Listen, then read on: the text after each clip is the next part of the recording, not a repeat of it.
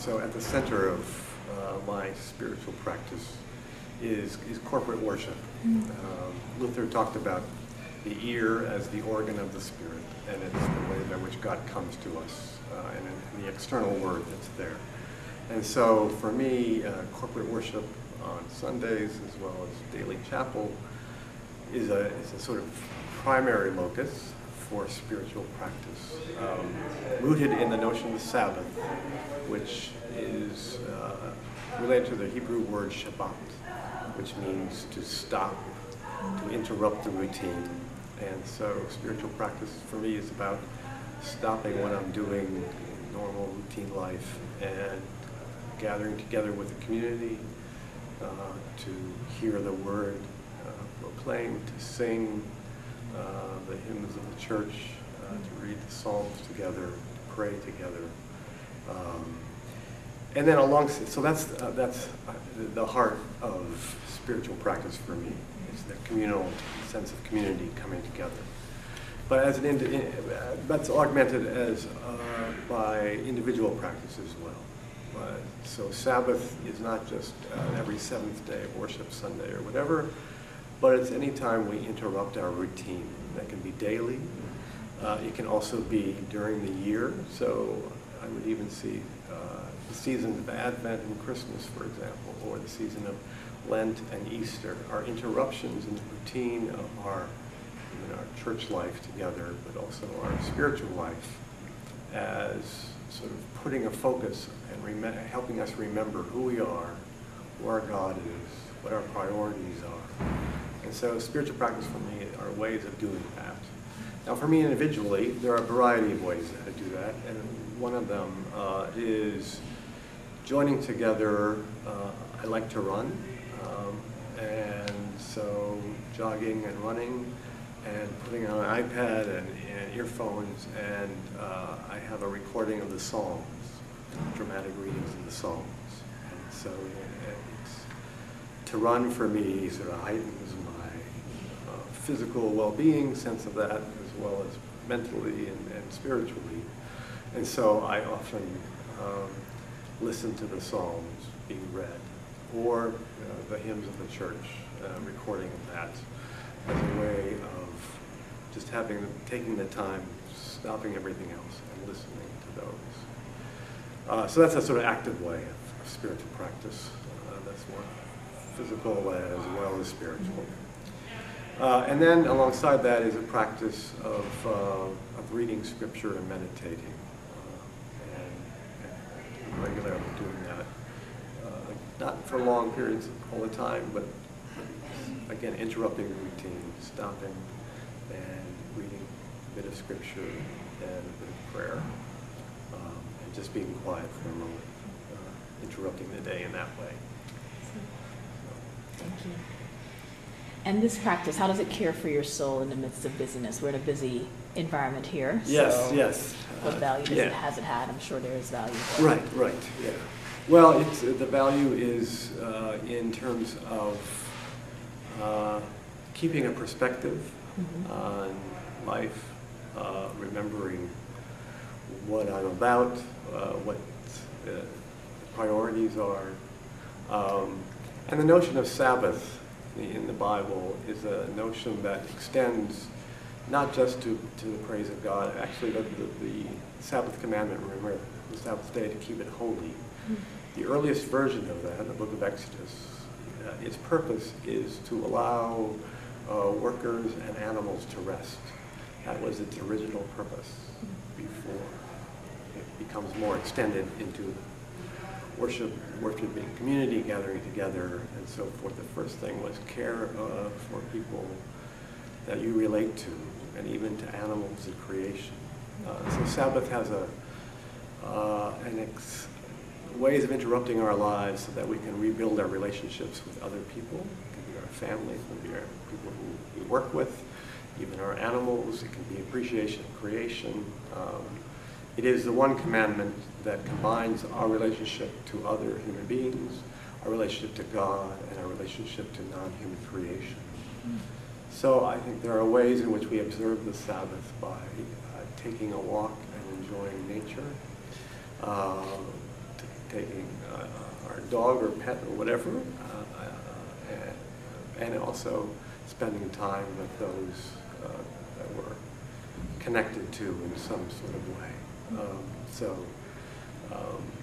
And then in the Old Testament, Sabbath becomes more and more the worship of God as well, involved with that, and gathering together in festivals and weekly worship as a place of the kind of ultimate goal of our lives, which is the praise of God, and gathering together and individually as well. And this book of Psalms provides a kind of central place to get that anchoring point in our lives, and which allows some of the stresses to be framed as not so crucial, and maybe help direct our activities and energies towards things that we know are really the important ones, and to let some other things go. One of the words in the English language that is a Sabbath word is the word no, which is a way of saying, that's a wonderful thing, but I can't do it right now. I just don't have the time. Setting boundaries and regularly providing some space and not being overwhelmed by life. So I think there are all kinds of temptations to be overwhelmed, by homework, by things we feel we should do, good things that we think we should do, or whatever. But Sabbath says you can only do so much. And if God had to rest after 6 days of creating the world, that's a model for, we need to take time out as well.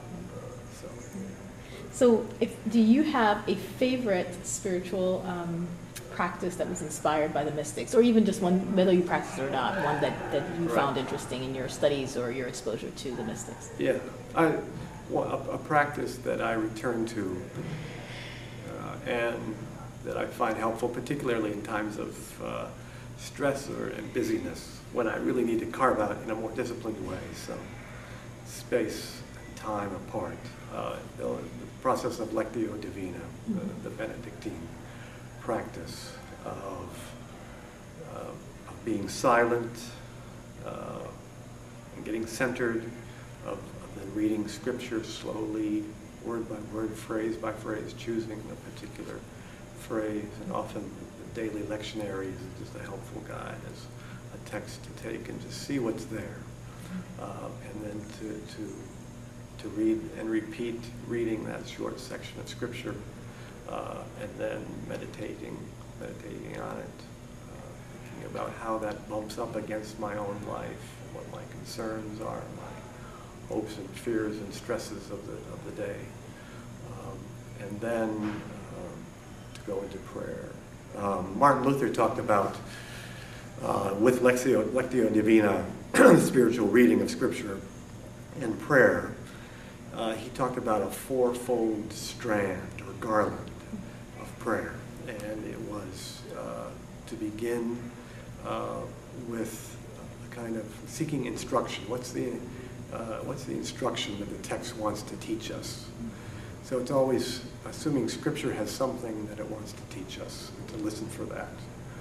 And then it's the second garland or strand is thanksgiving, which is that what am I grateful for today? What are the gifts that God has given me today? They can be small ones, large ones, whatever.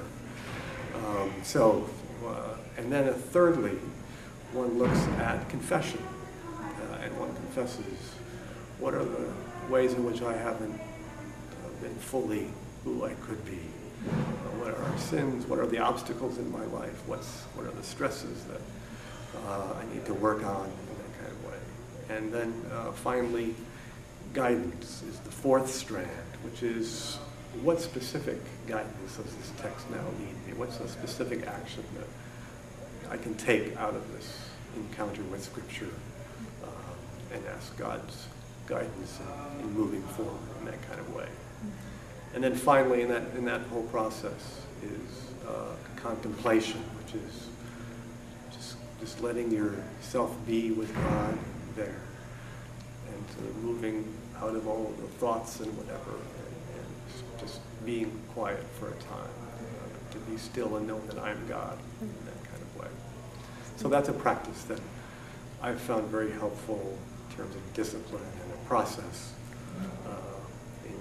in reading Scripture and getting recentered in that kind of way. So, thank you so much. Yeah, thank you so pleasure. much. I'm most likely going to start asking people if they have a wish for seminarians as they form their spirituality and their spiritual formation, that they can say that to the camera. But I did not put that on the sheet. Yeah, okay. But if you have a wish that you have or a hope for seminarians as they go through their process here, Yeah. that you would like to share, Okay. you may do so now. Okay. Good. And you can look into the camera while you Okay. do that. My wish for seminary students is that they would find the kind of spiritual practice that fits with them and that feels natural to them, and not to take on the process of seeking a spiritual practice as a burden, but as a kind of a joy, and be flexible about that and try some different kinds of things. Just as Jesus says, human beings aren't made for the Sabbath, but the Sabbath is made for human beings. Jesus urged his listeners to have some flexibility about the Sabbath practice, and similarly, the same is true for spiritual practice as well. So find what works for you, and don't let it be a burden, but something that you find natural and delight.